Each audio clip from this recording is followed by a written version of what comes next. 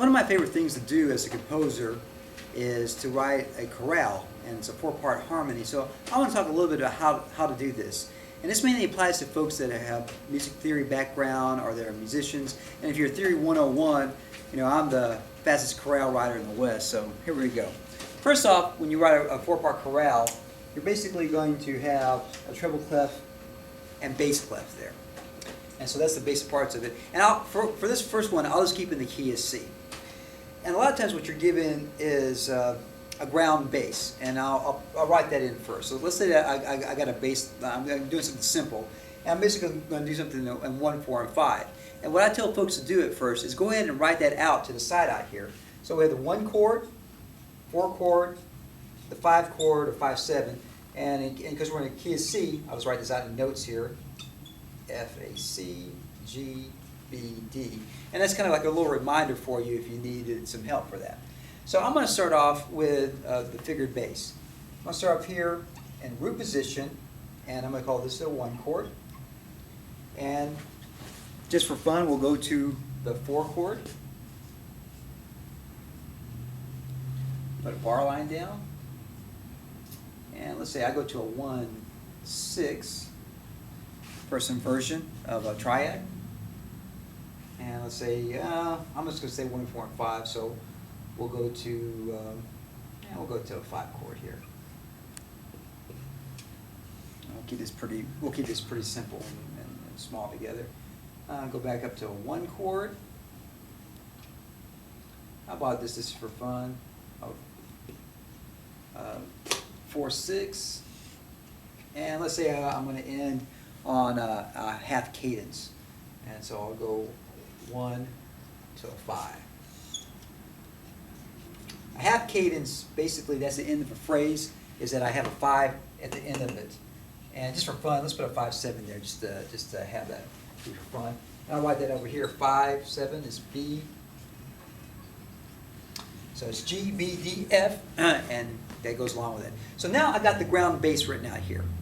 And that's usually the figured bass that's written out here. A lot of times you're just given that, the bass line there, you got to kind of figure this out, but I usually did this at the same time here. And now what I need to do is go ahead and fill in the parts. So here is a 1 chord here.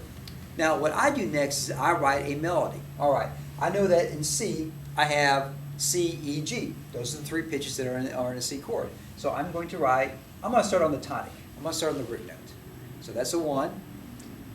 And now, let's say I know that F, A, C is it here. I'm just going to go down to an A. All right. And then, okay, I'll put a G there. And I've done this a lot, so I can kind of look at this and just automatically just go to it. A G chord has a B, G, B, D. So I'm going to put a B there.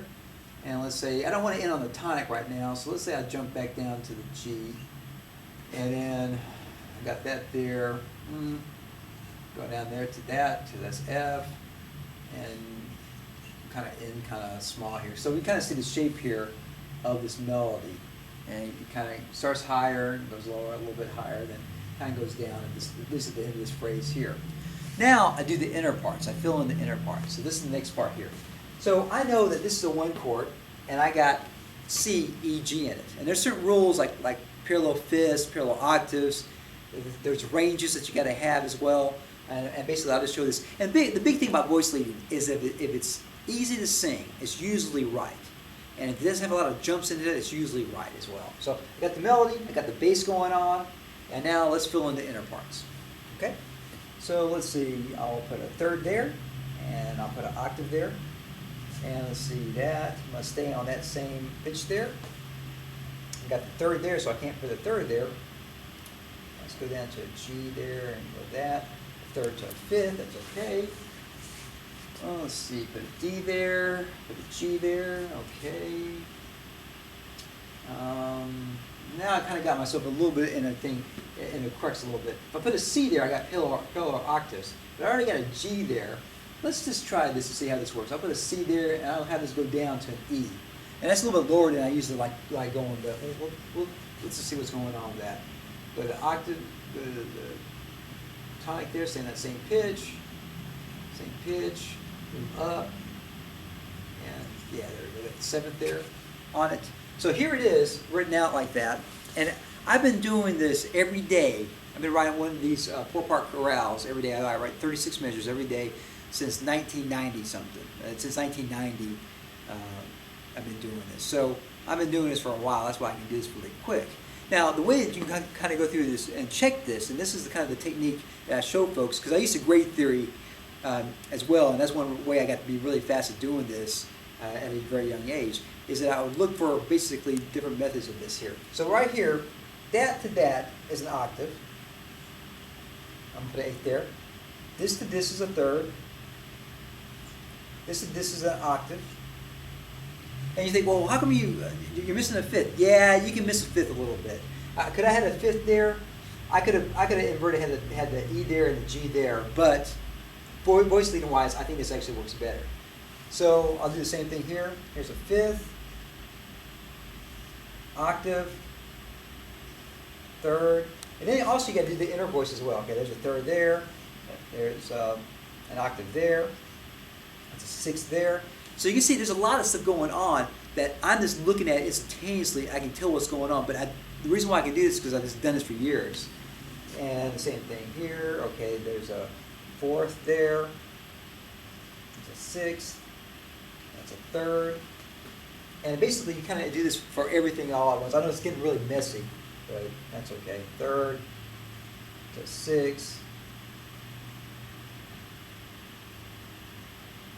On there to a third, to a fourth, to an octave, to a fifth. And I basically go down the line and do that for the whole piece here. All right, now what I do is I check for things.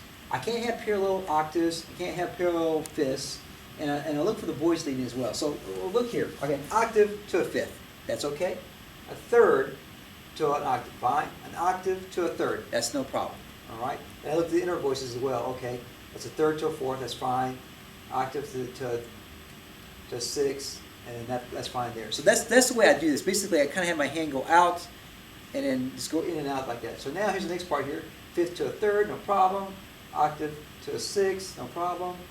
Third to a third, no problem. And then the inner voices, fourth to a fourth. It usually doesn't sound too good, but I can live with it for right now. And then a sixth to an octave is fine, and a third to a fifth, that's fine.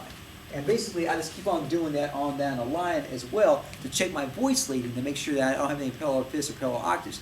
Now, the reason this is called a common practice period of chorale writing, and if you follow this, the music sounds good. It's going to sound good. It's not going to sound incredible, but it's going to sound okay. You can listen to it. It's going to be palatable to the ears.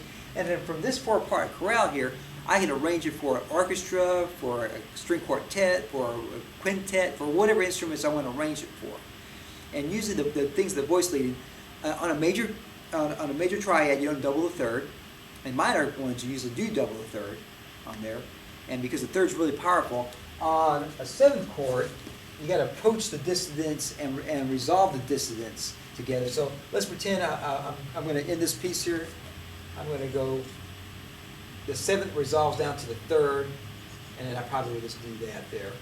And then that way that works out fine, because I got that 7th going to the 3rd there, and that's no problem on that point there.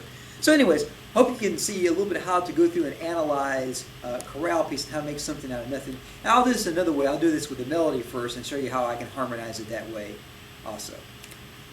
Rock and roll.